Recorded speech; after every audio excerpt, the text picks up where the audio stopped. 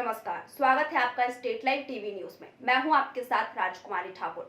चिकित्सा शिक्षा मंत्री विश्वास सारंग का बयान सामने आया है। उन्होंने कहा कि जिस तरह से हमारे मध्य प्रदेश में कोरोना बढ़ रहा है, यह चिंताजनक है। इसके अलावा उन्होंने कहा कि ऑक्सीजन हमारे लिए सबसे बड़ी चुनौती है।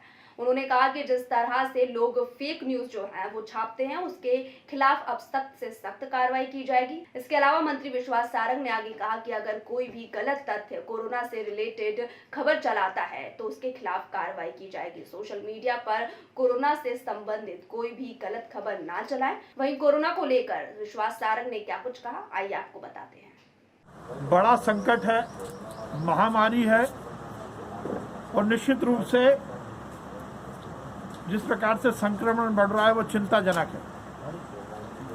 और इसीलिए जनता की मांग पर, सामाजिक संगठनों, व्यावसायिक संगठनों की मांग पर मध्य प्रदेश में कुछ शहरों में कोरोना कर्फ्यू लगाया गया है।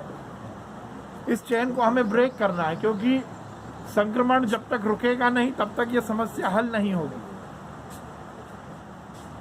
व्यवस्थाएं लगातार चुस्त दुरुस्त रहें, इसके पूरे इंतजाम किए जा रहे हैं। बिस्तरों की लगातार संख्या बढ़ रही है।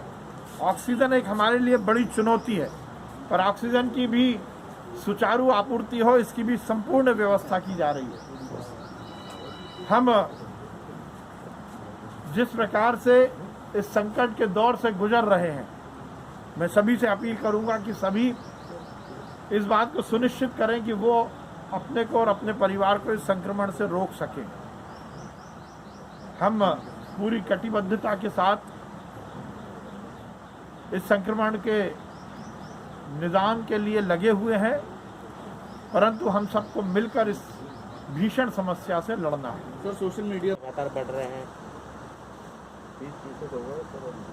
ये बात सही है कि लगातार संक्रमण बहुत तेजी से फैल रहा है और मध्य प्रदेश में ही नहीं पूरे देश में हम देख रहे हैं भयावह स्थिति बन रही है। इसका उपाय यही है कि हम सब आचार संहिता का पालन करें, मास्क का उपयोग करें, बिना किसी वजह के भीड़ इकट्ठी ना करें। ये एक ऐसा समय है जिसमें हम सबको अनुशासन तो बनाना ही है। कोविड बीमारी नहीं है बल्कि महामारी है, और महामारी का मतलब ही ये होता है कि सभी कुछ अस्त व्यस्त होना। निश्चित रूप से बड़ा संकट है। हम सब मिलकर इस संकट का निदान करें, यही हम सबकी प्राथमिकता होनी चाहिए। देखिए, हमने ये निश्चित किया है कि प्रदेश स्तर पर ये हम निर्णय नहीं लेंगे। यदि जिले से इस तरह की कोई मांग आएगी, क्राइसिस मैनेजमेंट ग्रुप या वहाँ के कोई संगठन और वहाँ के नागरिक जनता यदि इस तरह की कोई मांग करती है तो उस पर हम विचार करेंगे।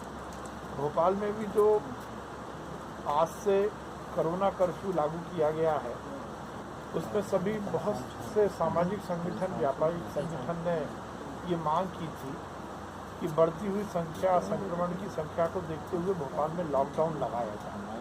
पर हमने जनता कर्फ्यू, कोरोना कर्फ्यू लागू किया है, जिसमें चयनित जो रोज़मर्रा की जो ज़रूरतें हैं उनको ओपन रखा है। बाकी लोगों की घूमने फिरने पे और बिना बात के भीड़ इकट्ठी करने पर पाबंदी है।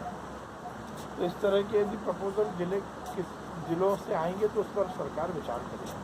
सर, व्यवस्था ऐसे नागरिकों से जो केवल अपनी कुंठा को प्रदर्शित करते हुए झूठी न्यूज़, बिना किसी तथ्य के न्यूज़ को सोशल मीडिया पर डाल देते हैं। सोशल मीडिया हमारी अभिव्यक्ति की स्वतंत्रता का एक ताकतवर हथियार जरूर है, परंतु समाज के प्रति हमारा भी कहीं ना कहीं अधिकार है, कर्तव्य है। और इस कर्तव्य का पालन करते हुए हमें इस महामारी के समय संयम और अनुशासन का ध्यान रखना चाहिए। मैं देखता हूं कि कुछ लोग बिना तथ्य के इस कोरोना महामारी से संबंधित जानकारी वायरल कर देते हैं, जिससे समाज में पैनिक की स्थिति बनती है। मैं निवेदन करना चाहता हूं कि हम स्वयं का अनुशासन बनाते हुए जब तक किसी भी खबर की पुष्टि ना हो उसको सोशल मीडिया पर ना डालें।